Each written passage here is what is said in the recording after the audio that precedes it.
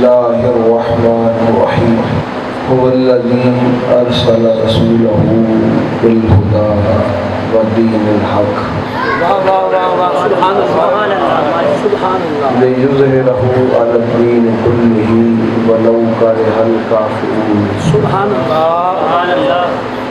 میں نے قرآن پاک کی ایک آیہ کریمہ پڑھی جس میں اللہ نے ارشاد فرمایا هو الذی ارسل رسولہ بالہدی ودین الحق، سبحان اللہ، کہ اللہ وہ ہے جس نے ارسال کیا اپنے رسول کو، جس نے بھیجا اپنے رسول کو، اپنے مصطفیٰ کو، اپنے نبی کو رسول بنا کر۔ دو چیزیں اللہ نے عطا کر کے بھیجیں اور ایک خاص مقصد کے لیے وہ دونوں چیزیں عطا کی۔ وہ دو چیزیں کیوں دیں؟ اس لیے دی کہ لیظہرہ علی الدین کلہ، وہ ان دونوں چیزوں کی برکت سے اور ان دونوں چیزوں کی طاقت سے اور ان دونوں چیزوں کے تعاون سے اس دین اسلام کو ہر دین پہ غالب کر، اس دین اسلام کو ہر چیز پہ کیا کر دے؟ غالب کر دے۔ دین اسلام ہر دین پہ غالب آ جائے، دین اسلام کا ڈنکا ہو، دین اسلام کا شہرہ ہو، دین اسلام کی ہی ہر طرف اس کا ہی طوطی بول رہا ہو، تو اس کے لیے اللہ نے اپنے محبوب کو دنیا میں بھیجا، اس دین کی سربلندی کے لیے، اس دین کو غالب کرنے کے لیے، اس دین کو تمام ادیان پر فوقیت دینے کے لیے۔ اور وہ دو چیزیں کیا دے کے بھیجی؟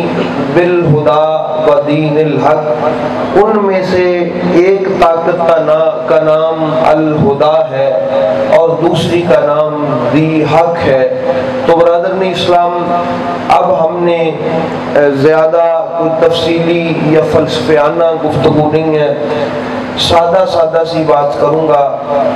زیادہ ادھر ادھر گھما پھرا کے بات کی تو شاید آپ کے ذہنوں سے اصل پیغام نکل جائے کہ میرا محبوب کائنات میں آیا، اس کے آنے کی وجہ اللہ نے اس آیہ کریمہ میں جو ارشاد فرمائی وہ یاد کر لیں کہ نبی کو اس لیے بھیجا تاکہ یہ دنیا میں جا کے دین اسلام کو دوسرے دینوں پر غالب کر دے اور ہر طرف اسی دین اسلام کا بول بالا ہو اور ہر طرف اسی دین اسلام کا شہرہ ہو، اسی کا طوطی بول رہا ہو۔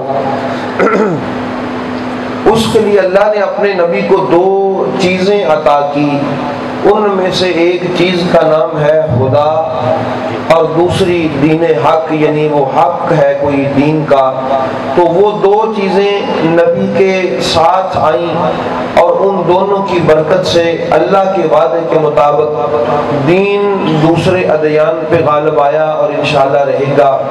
اور جیسے جیسے وقت گزرے گا ان دونوں چیزوں کی برکت سے مزید انشاءاللہ عزیز دین میں اللہ تعالیٰ اور اس کو غلبہ عطا فرمائے گا۔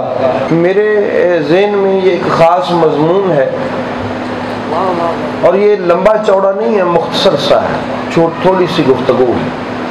تو آپ اگر اس کو یاد رکھیں گے تو آپ کو قرآن پاک کے اعجاز کا صدقہ کربلا والوں کی عظمت پہ فخر ہوگا۔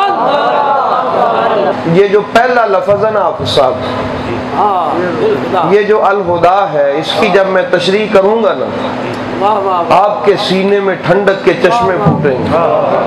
ہائے ہائے ہائے سجاد صاحب، بس آپ یوں سمجھیں کہ میری گفتگو جو ہے وہ سمجھیں کہ یہی ایک لفظ ہی میری گفتگو ہے اور باقی تو پھر اضافی آگے گفتگو ہوگی جتنی بھی ہوئی۔ فرمایا ایک خدا ہے، اب دیکھنا یہ ہے کہ وہ خدا کیا ہے۔ اللہ نے یہ کس کا نام خدا رکھا ہے اور کون سی یہ چیز ہے جس کو قرآن اور خدا کہتے ہیں۔ تو اب بات چلتے چلتے میرے مصطفیٰ کریم تک آئی۔ میرے محبوب نے ارشاد فرمایا کہ ان الحسین مصباح الہدا۔ ان آیات کو اگر کوئی اہل بیت کی آنکھ سے دیکھے تو ایک ایک لفظ میں کہیں علی کھڑا نظر آتا ہے، تو کہیں حسن اور کہیں حسین نظر آتا ہے۔ یہ قرآن کے الفاظ تو تصویریں ہیں، اگر کسی کی آنکھ میں لو ہو تو برادر نے اسلام فرمایا ان الحسین مصباح الہدا، حسین ہدا یعنی ہدایت کا چراغ ہے، ہدا کا کیا ہے؟ چراغ۔ تو برادر نے اسلام نبی رحمت سرکار پہ قربان جاؤں، اور دوسرا اس کو میں پھر واپس آؤں گا اسی مقام پہ آپ کو لے کے تھوڑا سا اگلا بھی عرض کر لیں اللہ کی بارگاہ میں، ودین الحق کہ مولا یہ حق کون ہے؟ تو برادر نے اسلام پھر سرکار کی پاک بارگاہ سے آواز آئی، آپ نے اللہ کی بارگاہ میں ایک مرتبہ ہاتھ اٹھائے اور عرض کیا کہ مولا حق کو ادھر ادھر پھیر دے جدھر جدھر علی جاتا،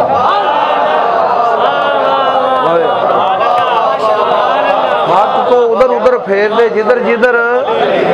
اب چونکہ ہمارا موضوع علی نہیں ہے اس لیے میں اس پہ گفتگو نہیں کروں گا، لیکن اتنا تو مدنی صاحب میں ضرور کہنے پہ حق بجانا ہوں،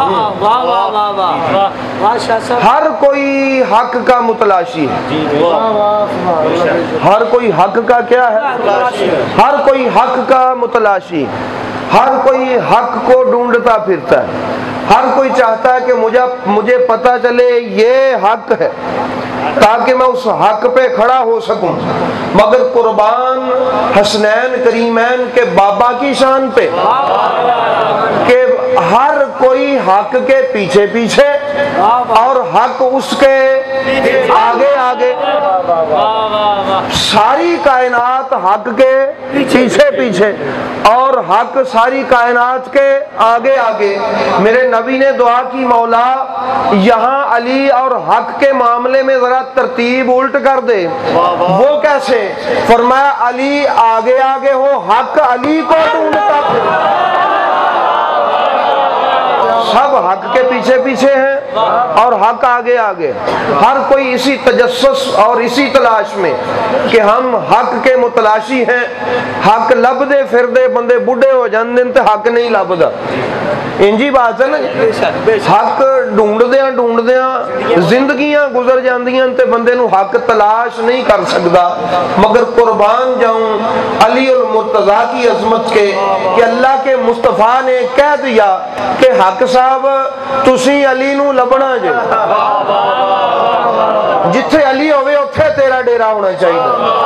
اب حق کی نگاہیں علی المرتضیٰ پر ہیں، اب جدھر جدھر علی پھرتا جاتا ہے مگر حق مڑتا جاتا ہے، جدھر علی کا ڈیرا ادھر حق کا ڈیرا۔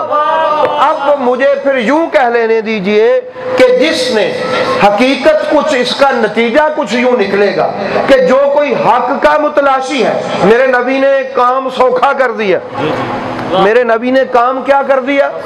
سوکھا کر دیا۔ تمہیں کیسے پتا چلے گا کہ یہ حق ہے یا یہ حق ہے؟ سبحان اللہ۔ تم ناقص العقل ہو، تمہاری عقل اتنی کامل نہیں ہے کہ تم فیصلہ کر سکو کہ یہ حق ہے یا یہ حق ہے۔ شیطان تمہیں بہکا سکتا ہے، تمہاری جو ہے وہ رہنمائی غلط رستے کی طرف ہو سکتی ہے، اس لیے تم حق کی طرف نہ دیکھو بلکہ اپنی نگاہیں صرف علی پہ رکھو۔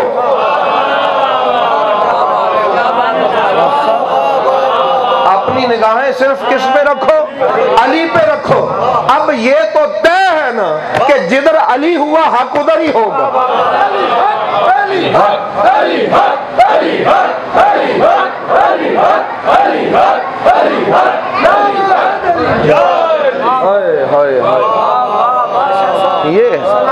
یہ حق ہے، یہ مولا کائنات کی شان۔ آپ حق کے متلاشی ہیں تو آپ نے اس آیہ کریمہ اور اس حدیث کی روح سے آج کے بعد کیا کرنا ہے؟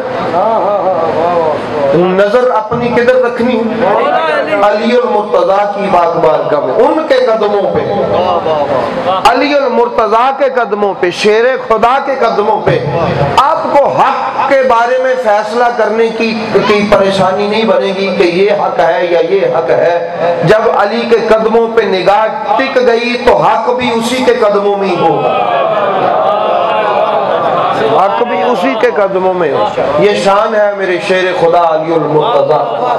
واہ مدنی صاحب کیا آپ کی محبت ہے. فرمایا کہ ہم نے اسی حق کے ساتھ نبی کی مدد کی ہے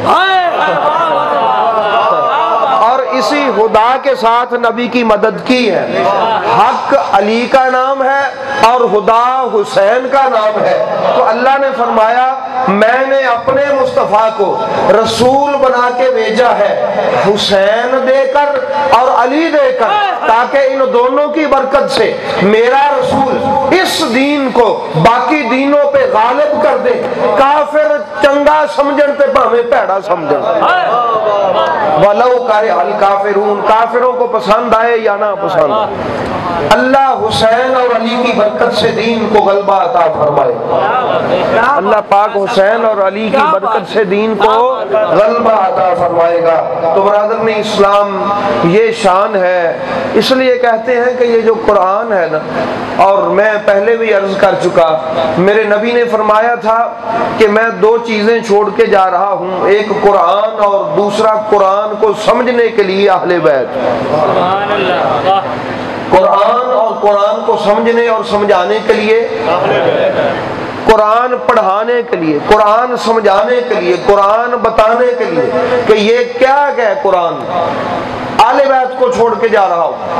اب ہمارے ہاں مسئلہ یہ ہے کہ ہمارے ہاں قرآن تو ہے, اہل بیت نہیں. تو جب قرآن ہے اہل بیت نہیں ہے تو قرآن کی سمجھ نہیں آ سکتی, کیونکہ نبی نے قرآن سمجھانے کے لیے اہل بیت کو ساتھ میں اعلان کر کے چھوڑا. فرمایا ایک قرآن اور دوسری اہل بیت. قرآن اہل بیت کو سمجھائے گا, اہل بیت قرآن کو سمجھائے گا. یہ دونوں ایک دوسرے کو سمجھانے کے لیے چھوڑ کے جا رہا ہوں. جس کو قرآن کی سمجھ آ گئی اور جس کو اہل بیت کی سمجھ آ گئی وہ دنیا سے کامیاب گیا.